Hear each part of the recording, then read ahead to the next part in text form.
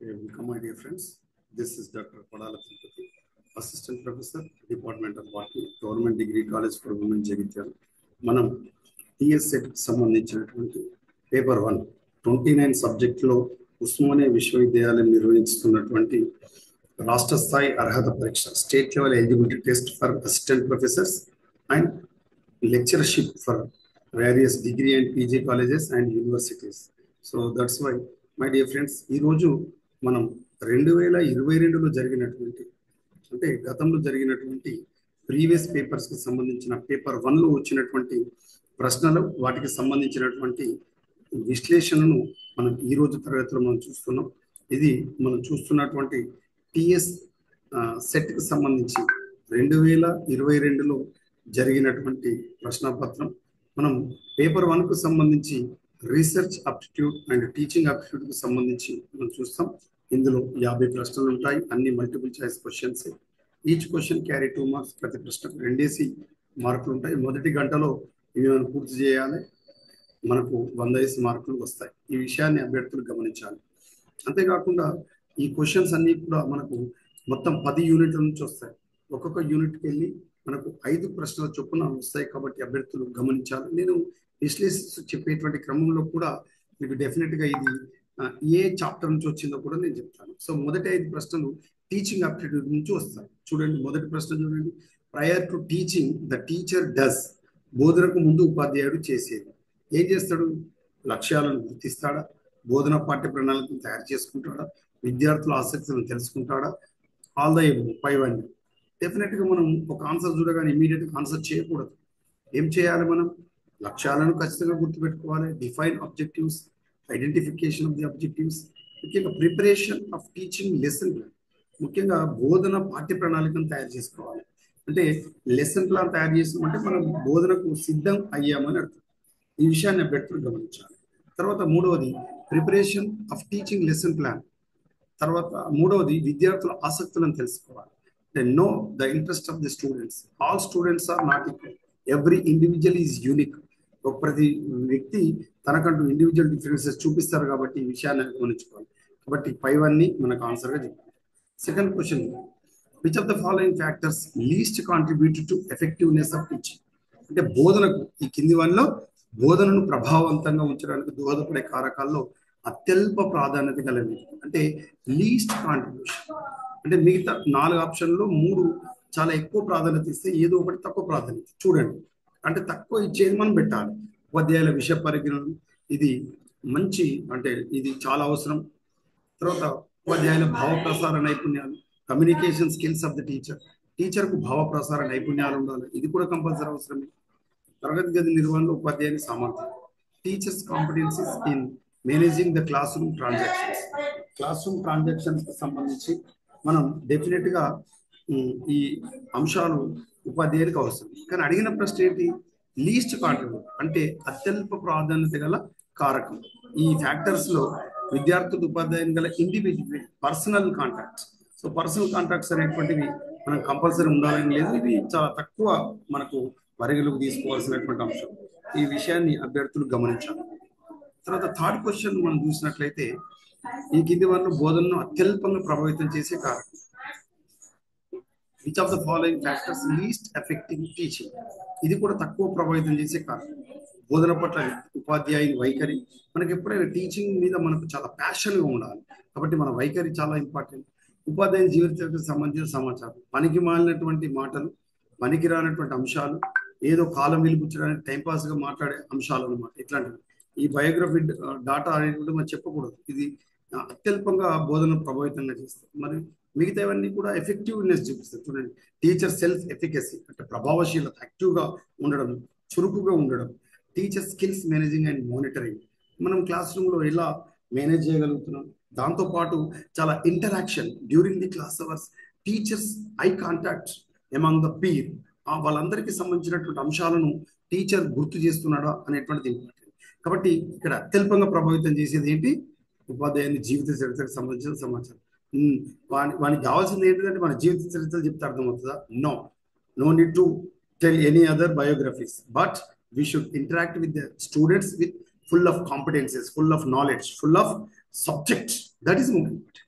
Next fourth question మనం చూసినప్పుడు the best way for providing value education to students throw. ఈ విషయాన్ని మనం గమనించాలి. The best way for providing value education to students. మనకు తెలుసు ఇవాళ విద్యా విధానంలో విలువలు లేకుండా పోయినాయి. టీచర్ అంటే స్టూడెంట్స్కి రెస్పెక్ట్ లేదు. మరి ఇలాంటి విధానంలో ఎలా వాల్యూస్ ఇన్కల్కేట్ చేయాలి? We should inculcate the values among the students. How? ఈ అడిగిన ప్రశ్న అలాంటిది. ఇది 4వ ప్రశ్న మనకు టీచింగ్ అప్టిట్యూడ్కి సంబంధించి. ఇందులో మనం గమనించినప్పుడు అరేంజింగ్ లెక్చర్స్ ఆన్ వాల్యూస్, విలువల పైన మనకు ఉపన్యాసాలు ఏర్పాటు చేయాలి. ఉపన్యాసం ఏర్పాటు చేస్తే ఎవరికన్నీ అర్థమయ్యేది? విన్నంతసేపు తలలూపుతారు, తోకలూపుతారు, తోకలూపుతారు. ఈ విషయాన్ని గమనించాలి. ఆధ్యాత్మిక గ్రంథాలపైన విద్యార్థులతో చర్చ. భగవద్గీత ఉంది, ఖురాన్ ఉంది, బైబిల్ ఉంది, తర్వాత ఏది గురు గ్రంథం ఉంది. ఇవన్నీ గ్రంథాలు చెప్తే విద్యార్థులకు విలువలు కాదు అంటే అర్థం ఏంటిది? మెరుగైన విధానం ఏంటి అని అడిగాడు. Organising seminars and values related to topics. మన సెమినార్లు ఏర్పాటు చేసి 100 మందిని సెమినార్ హాల్లో కూర్చుండబెట్టి ఎవరితో లెక్చర్స్ దంచిస్తే వస్తాయా? కాదు. దానికి సంబంధించి చాలా ఎఫెక్టివ్గా ఉండేటువంటి అంశం ఏందని అడిగాడు. కాకపోతే మనం ఆన్సర్ చేయడంలో అభ్యర్థులు గమనించాలి. ఇక్కడ మొదటిది కరెక్ట్ అనిపిస్తుంది, రెండోది కరెక్ట్ అనిపిస్తుంది, మూడోది కూడా కరెక్ట్ అనిపిస్తుంది. కానీ మనం చాలా ఆన్సర్ చూజ్ చేసుకున్నప్పుడు చాలా వైజ్గా బాగా ఆలోచించి ఆన్సర్ చేయాల్సి ఉంటుంది. ఈ విషయాన్ని అభ్యర్థులు గమనించాలి. Mentoring the students on values development, విలువల వికాసానికి విద్యార్థులకు సంరక్షక మార్గదర్శనం చేయడం. So this is the right answer for the fourth question. The best way for providing value education to students. ఇది మనం చేయాల్సింది. Next 5th question. This is the last question of teaching aptitude. రూపణ మూల్యాంకనం, the main purpose of formative evaluation. మనకు తెలుసు diagnostic evaluation, formative evaluation, summative evaluation అని మనకు 3 రకాల మూల్యాంకనాలు ఉంటాయి. డయాగ్నోస్టిక్ ఎవల్యూషన్కు సంబంధించి మనం తీసుకున్నప్పుడు దీన్నే మనం క్లాస్ రూమ్లో ఒక కొత్త నూతన అంశం బోధించేటప్పుడు లేదా విద్యార్థికి సంబంధించిన ప్రాబ్లం ఉందని ఐడెంటిఫై చేయడానికి చేసే. మరి ఇక్కడ అడిగిన ప్రశ్న ఏంటిది? The main purpose of formative evolution అంటే రూపణ మూల్యాంకనం యొక్క ముఖ్య ఉద్దేశం అడిగాడు. సమ్మేటివ్ ఎవల్యూషన్ అంటే ఏంటిది? అది మనకు ఏది క్లాస్ అయిపోయిన తర్వాత లేదా ఎగ్జామ్ ఫైనల్ ఎగ్జామ్ చేసేటువంటి సమ్మేటివ్ ఎగ్జామ్ మనం ఒక యూనిట్ తర్వాత పెట్టేది. ఇది డ్యూరింగ్ ది క్లాస్ అంటే ఇక్కడ అడిగింది దాని యొక్క ముఖ్య ఉద్దేశం అని అడిగాడు. గ్రేడ్ స్టూడెంట్స్ లెర్నింగ్ అవుట్కమ్స్, విద్యార్థుల అభ్యసన ఫలితాన్ని గ్రేడింగ్ చేయడమా? కాదు. Accelerate students learning performance during the class. మన విద్యార్థులను ఎక్కువగా యాక్సిలరేట్ చేయడానికి, నిష్పాదన వేగం, యాక్సిలరేట్ అంటే వేగవంతం చేయడానికి, దేని అభ్యసనాన్ని అంటే లెర్నింగ్ పెర్ఫార్మెన్స్ మనం యాక్సిలరేట్ చేయడంలో మనకు ఈ ఫార్మేటివ్ ఎవల్యూషన్ తోడ్పడుతుంది. రూపణ మూల్యాంకనం అంటారు. ఇక చెక్ స్టూడెంట్స్ పర్ఫార్మెన్స్ గ్రాఫ్, విద్యార్థుల నిష్పాదన రేఖా చిత్రాన్ని పరీక్షించడం. ఇది కాదు. Provide feedback to teacher effectiveness, ఇది కూడా కాదు, ఇది తర్వాత ఉంటుంది. Next 6th question. ఇక్కడ నుంచి మనకు వచ్చేసి రీసెర్చ్కు సంబంధించి వస్తుంది. అంటే మొదటి 5 ప్రశ్నలు మీరు గమనించండి. ఈ వీడియో ఎందుకు చేస్తున్నాను అనుకుంటున్నారు? మీకు ఇవన్నీ ఆన్లైన్లో లేదా? ఇది ఈ పేపర్ ఉంది, కానీ ఏ క్వశ్చన్ ఎక్కడి నుంచి వచ్చింది అనేది మీకు తెలియాలి. క్వశ్చన్కి ఆన్సర్ చేయడంలో ఎలా ఆన్సర్ చూజ్ చేసుకోవాలనడానికి ఈ వీడియో మనం తయారు చేస్తుంది. ఈ విషయాన్ని అభ్యర్థులు గమనించాలి. కాబట్టి ఇందులో మన 6th question research aptitude. 6th నుంచి 10th వరకు రీసెర్చ్ అప్టిట్యూడ్కి సంబంధించిన క్వశ్చన్ గుర్తుపెట్టుకోండి. ప్రతి పేపర్లో ఇలాగే మొదటి 5 ప్రశ్నలు టీచింగ్ అప్టిట్యూడ్, తర్వాత 5 ప్రశ్నలు రీసెర్చ్ అప్టిట్యూడ్, తర్వాత 5 ప్రశ్నలు కాంప్రహెన్షన్, తర్వాత 5 ప్రశ్నలు కమ్యూనికేషన్. ఇట్లుంటుంది అనమాట. ఇలా మీరు 10 చాప్టర్స్ మీద అవగాహన ఉంటే మీరు ఈజీగా ఆన్సర్ చేయగలుగుతారు. సో 6th క్వశ్చన్ చూడండి. ఏ రకమైన పరిశోధనలోని ఫలితాలను ఇతర పరిస్థితులకు సాధారణీకరించడానికి వీలు కాదు? The conclusions findings of which type of research cannot be generalised to other situations. కింద చూద్దాం. సాధారణ తులనాత్మక పరిశోధన, క్యాజువల్ కంపారిటివ్ రీసెర్చ్, లేదా హిస్టారికల్ రీసెర్చ్ పరిశోధన, చారిత్రాత్మక పరిశోధన, డిస్క్రిప్టివ్ రీసెర్చ్ వర్ణనాత్మక పరిశోధన, ఎక్స్పెరిమెంటల్ రీసెర్చ్ అంటే ప్రయోగాత్మక పరిశోధన. అంటే ఆన్సర్ ఇక్కడ అడిగిన ప్రశ్నకు మనం చెప్పొచ్చు ఏంటిదంటే చారిత్రాత్మక పరిశోధన. ఇక్కడ అడిగింది ఏంటిది? కానిది అడిగాడు. మీరు గమనించండి. ఇక్కడ ఈ ఏది సాధారణీకరించడానికి వీలు కాదు అని అడిగాడు. Cannot be generalise. చూడండి, క్వశ్చన్ అడిగే విధానాన్ని మీరు అర్థం చేసుకోవాలి. కెనాట్ బి అంటే అది దీనికి జనరలైజ్ చేయడానికి వీలు కాదు. ఏ రకమైన పరిశోధన ఫలితాలు ఇతర పరిస్థితులకు సాధారణీకరించడానికి వీలు కాదు. మిగతా వాటన్నింటిలో మనం జనరలైజ్ చేయొచ్చు, కానీ చారిత్రాత్మక పరిశోధనకు జనరలైజ్ చేయరాదు. Next 7th question, that is 2nd chapter research chapter. ఈ క్రింది పదంలో భాగస్వామ్య పరిశోధన పార్టిసిపేటరీ రీసెర్చ్ కు సంబంధించి సరి అయినది కాదు. చూడండి, నాట్ నాట్ ట్రూ. క్వశ్చన్ బాగా అర్థం చేసుకోవాలి. నాట్ అని అడిగాడు. సార్ మనం చూడగానే ఇది జ్ఞానమే ఒక శక్తి అని గుర్తించు. ఈజీగా మనం తొందరపడి మనం ఇది కానిది అని అనుకోకుండా చదవకపోతే మొదట ఆన్సర్ చేయగలుగుతాం. అలా కాదు మరి. It recognises knowledge as power. జ్ఞానమే ఒక శక్తి అని గుర్తిస్తుంది. ఎస్, భాగస్వామ్య పరిశోధన గుర్తిస్తుంది, కానీ కానిది అడిగాడు. ఇది ప్రజల నిష్ణాతులు నువ్వు చెప్పినట్టు. It emphasises on people as experts. ఇది ఐక్యతతో కూడిన శోధన ప్రక్రియ. It is collective process of enquiry. Yes, right, కానీ కానిది అడిగాడు. దీని ముఖ్యమైన ప్రాధాన్యత జ్ఞానాన్ని ఉత్పత్తి చేయడం. నో, ఇది దీనికి సంబంధించి సరైన సమాధానం. ఎయిత్ క్వశ్చన్ చూద్దాం. The head teacher of school conducts an interview session of teachers and students with a view to explore the possibility of their enhanced participation in school discipline enhancement programs. This endeavor may be related to which type of research?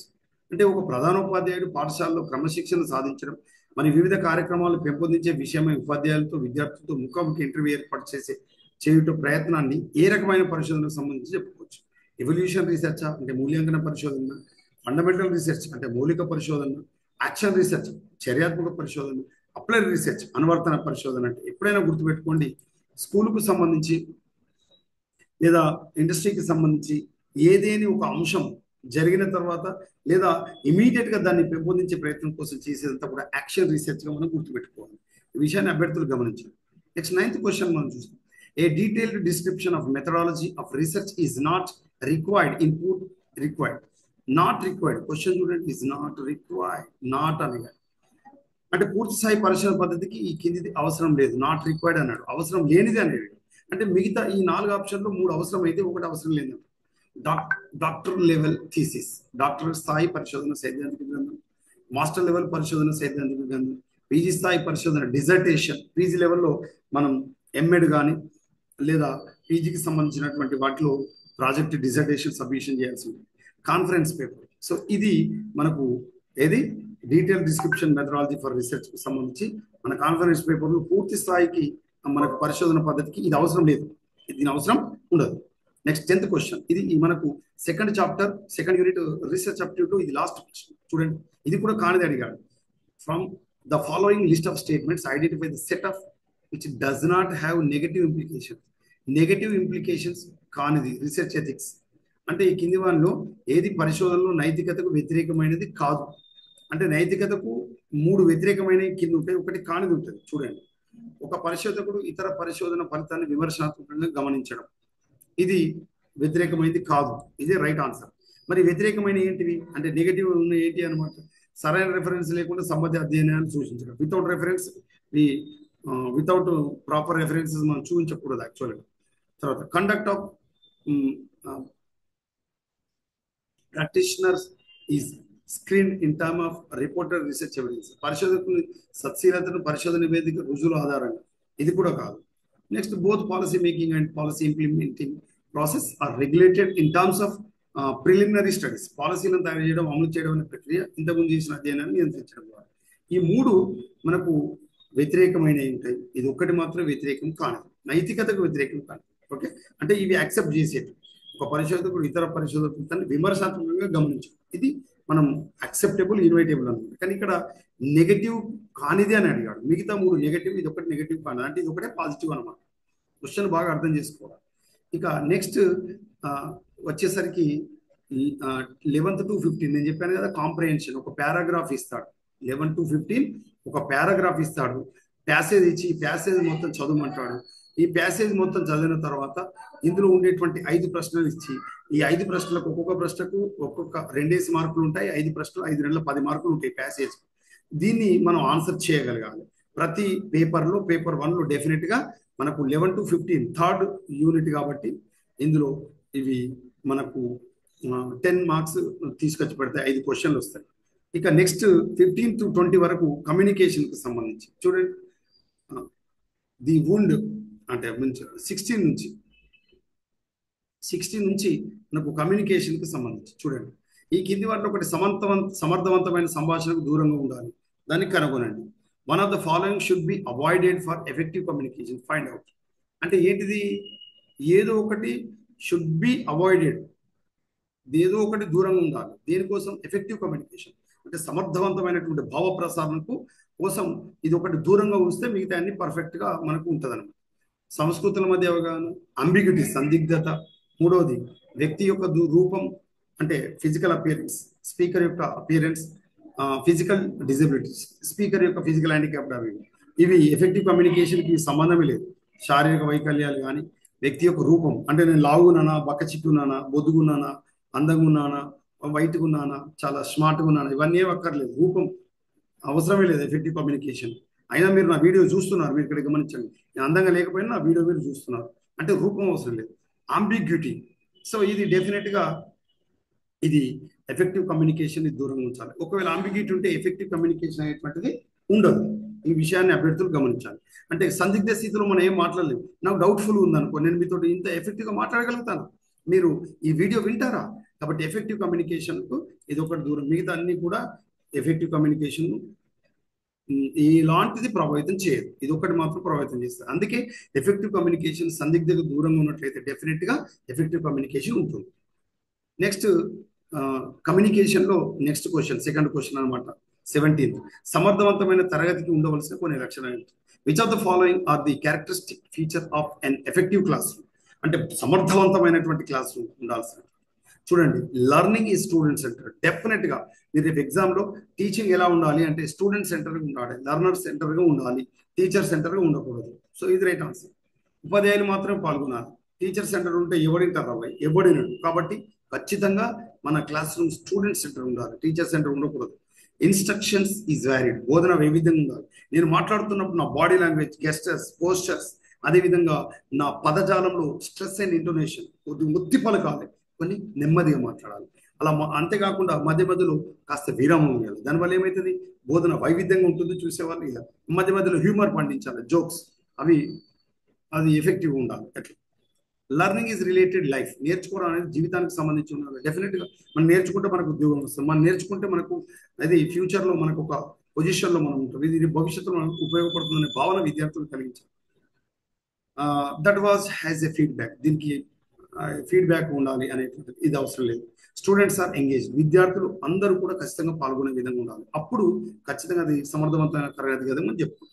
So సమర్థవంతమైన తరగతి ఉండాల్సిన కొన్ని లక్షణాలు ఏంటిది, అది అభ్యసన కేంద్రీకృతంగా ఉండాలి, that means విద్యార్థి కేంద్రీకృతంగా ఉండాలి, స్టూడెంట్ సెంటర్ ఆర్ లర్నర్ సెంటర్గా ఉండాలి. అంతేకాకుండా టీచింగ్ వేరీస్గా ఉండాలి, వైవిధ్యభరితంగా ఉండాలి, అది నిజ జీవితానికి అకరకస్తం అన్నట్టు ఉండాలి, స్టూడెంట్స్ అందరూ పాల్గొనాలి. ఇంకెందుకు ఎఫెక్టివ్ ఉండదు, డెఫినెట్గా ఎఫెక్టివ్ ఉంటుంది. ఇది ఆన్సర్ 1, 3, 4, 6 అని. నెక్స్ట్ 18th క్వశ్చన్, ఇది కమ్యూనికేషన్ సంబంధించిన ఇది 3వ ప్రశ్న. Which of the following is not true? చూడు, కానిది అడుగుతున్నాడు. ఇప్పటికి 5-6 ప్రశ్నలు నాట్ ట్రూ, కానిది అన్నాడు, నిజం కాదు అన్నాడు. స్వీయ అవగాహన మరియు స్వీయ విజ్ఞానం పెంపొందించడం ద్వారా మనం ఉత్తమ సమాచార ప్రసారకర్తలు కావాలని నేర్చుకోవడం. ఎస్, డెఫినెట్లీ అది కరెక్టే. ఎందుకంటే మనకు సెల్ఫ్ అవేర్నెస్, అదేవిధంగా సెల్ఫ్ నాలెడ్జ్ ఉంటే తప్ప మనకు ఎఫెక్టివ్ కమ్యూనికేటర్స్గా మీరు ఉండలేరు. అంటే నాది నాకు తెలిసి ఉండాలి, ఈ సబ్జెక్ట్ పట్ల నాకు అవగాహన ఉంటే తప్ప నేను మీతో మాట్లాడలేను.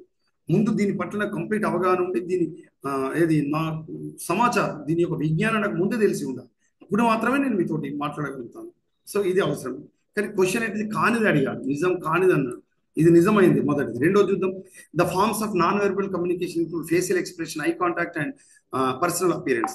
అశాబ్దిక సమాచార మార్పిడి యొక్క రూపాలు ముఖ కవలికలు, కంటి సంకేతాలు వ్యక్తిగత రూపాన్ని కలిగి ఉంటాయి. ఎస్, నేను మాట్లాడుతున్నప్పుడు నా బాడీ లాంగ్వేజ్, నేను శిల్పం మాదిరి మాట్లాడుతూ ఎప్పుడైనా, అందుకే చేతులు అపసవ్య కదలి అంటే మంచి సవ్య కదలికలు ఉండి దానికి సబ్జెక్టుకు అనుగుణంగా నేను మీతోటి ఇంటరాక్ట్ అవ్వడం.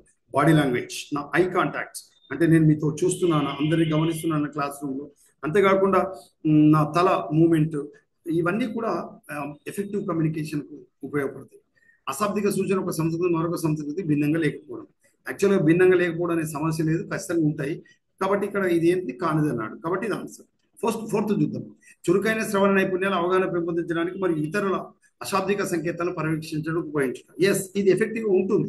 Active learning skills can be used to develop awareness and monitor the non verbal cues of others. ఇవి మనకు ఒకవేళ చురుకైన శ్రవణ నైపుణ్యాలు, వాడు కదలికలు, వాడి అపసవ్య కదలికలు మనం చూసే ఐడెంటిఫై చేసే ఎబిలిటీ ఉంటే డెఫినెట్గా వాళ్ళని ఇమీడియట్గా మనం క్యాచ్ చేయగలుగుతాం. ఇది కంపల్సరీ ఉండాలి. అంటే ఇప్పుడు మనకు క్వశ్చన్ ఏమన్నాడు, కానిది అడిగాడు, నిజం కానిది అన్నాడు. కాబట్టి ఆన్సర్ ఏం పెడతాం, ఇది థర్డ్ ఆప్షన్. 19th క్వశ్చన్ మన కమ్యూనికేషన్ అనే 4th చాప్టర్లో ఇది 4వ ప్రశ్న. Feedback is always appreciated, it motivates people to improve the characteristic of effective feedback.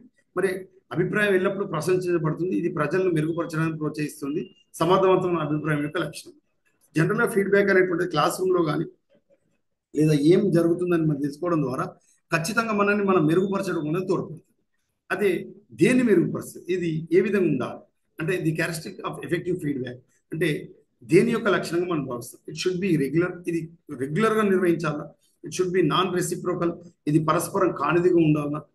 ఇది it should be include recommendations for improvement, ఇది మెరుగుదల సిఫార్సులు కలిగి ఉండాలా. నో, చూడు, it should be based on information which is objective by first hand observation, ఇది ప్రాథమిక పరిశీలన చేత వచ్చిన విషయనిష్టతో కూడిన సమాచారంపై ఆధారపడుతుంది. అంటే మనం ఫీడ్బ్యాక్ ఎవరి దగ్గరికి వెళ్ళి తీసుకుంటున్నామో ఆ పర్సన్ నుంచి డైరెక్ట్గా మనమే తీసుకోవాలి. మధ్యలో మూడో వ్యక్తి దూరితే అది ఎఫెక్టివ్నెస్ పోతుంది, దాన్ని పూర్తిగా నమ్మడానికి లేదు. కాబట్టి ఫీడ్బ్యాక్ షుడ్ బి ఎలా ఉండాలి, first person, first hand observation, I to I. ఒక వ్యక్తి, నేను ఫర్ ఎగ్జాంపుల్ నేను క్లాస్ రూమ్లో ఏ విధంగా బోధిస్తున్నాను, డైరెక్ట్గా విద్యార్థి నుంచి ఒక పేపర్ ఇచ్చి డైరెక్ట్ తీసుకోవాలి. నేను ఏం రాస్తాడని ముందు చూడం, దాని మీద పేరు రాయను, అందరికీ కలెక్ట్ చేయమంటాం, తీసుకుంటాం. అంటే ఫస్ట్ హ్యాండ్ అబ్జర్వేషన్ అంటాం దీన్ని. కానీ వేరొక వ్యక్తి చేత తీసుకుంటే అది దాని వ్యాలిడ్ ఉండదు అనమాట. కాబట్టి ఆన్సర్ ఏంటిది, 4th one. Next last question of this 4th unit. Media is important because it is. Media ముఖ్యమైనది ఎందుకంటే, మీడియా అనేది చూసినట్లయితే సమాచార ప్రసారం ఆధారం, మనీ ఎర్నింగ్ మెషిన్. ఈ మధ్య కాలంలో అది చూస్తున్నాం మనం. అది కాదు, ఒక స్థాయిని అనుసరించాం, benchmark follow, medium of politics, రాజకీయాలకు మాధ్యమం. సరిగా అవగాహన లేని వాళ్ళు ఇదే ఆన్సర్ పెడతారు 4th. కాబట్టి మనం ఏం పెట్టాలి, ఒక స్థాయిని అనుసరించడం అనేటువంటిది చాలా important. So bench mark of follow, అందుకే మీడియా అనేటువంటిది ముఖ్యమైనది. ఇక 21 నుంచి మొదలుకొని మనం తీసుకున్నప్పుడు ఇది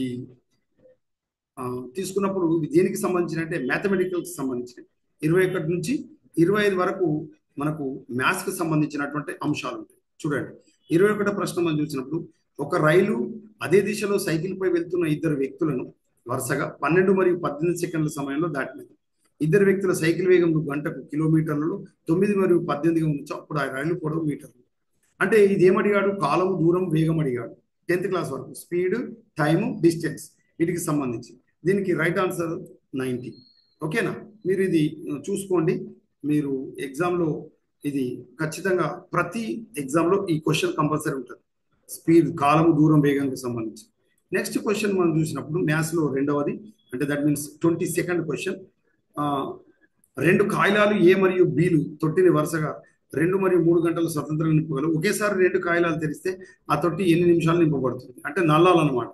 ఇక చూడండి, 2 taps A B can fill an empty tank independently in 2 and 3 hours respectively. If both the taps are opened simultaneously, then in how many minutes can they fill the tank?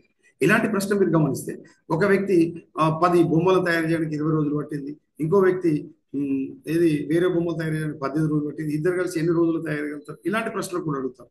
డెఫినెట్గా ఇలాంటి ప్రశ్న ఉంటుంది మిత్రము, అభ్యర్థులు గమనించాలి. సో మొదటిదేమో time, distance, speed. రెండోది ఇప్పుడు నేను చెప్పినట్లాంటిది. దీనికి రైట్ ఆన్సర్ 72. నెక్స్ట్ ఇది 3వ ప్రశ్న మనకు మ్యాథమెటిక్స్ సంబంధించి. ఇక్కడ ఏమడిగాడు, ఒక వ్యక్తి 6 కిలోల టమాటాలను మరియు 7 కిలోల బంగాళదుంప 2 కలిపి 190 ఖర్చుతో కొనుగోలు చేయాలనుకున్నాడు. ఇది లాభ నష్టాలకు సంబంధించిన ప్రశ్న కాబట్టి దానికి ధరలకు సంబంధించి ఇవి అడిగాడు. కాబట్టి దీనికి సంబంధించి రైట్ ఆన్సర్ 20. నెక్స్ట్ మ్యాథ్స్లో 4th క్వశ్చన్, 24th క్వశ్చన్. ఇందులో ఒక సంస్థ గుర్తింపు ధరలో 15% డిస్కౌంట్ ఇస్తుంది మరియు 19% లాభాన్ని పొందుతుంది. ఉత్పత్తి అసలు ధర మీద ఎంత శాతాన్ని ఎక్కువ గుర్తింపు ధర ఉంది అని అడిగాడు. సో దీనికి సంబంధించి ఆన్సర్ 40. మ్యాథ్స్లో చివరి question, 25th question, mathematics aptitude and reasoning కి సంబంధించి. ఇందులో కూడా 5 ప్రశ్నలు. ఇందులో మనం చూసినప్పుడు, in a certain language if the word basket is coded as UFLTBC, the word simple is coded.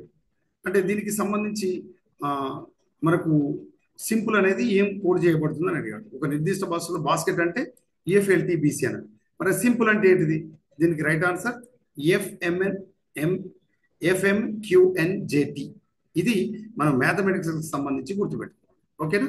ఇది మనకు 2022లో జరిగినటువంటి పేపర్ 1కి సంబంధించినటువంటి మొదటి వీడియో. రెండో వీడియోలో రేపటి తరగతిలో కలుద్దాం my dear friends. I will stop here.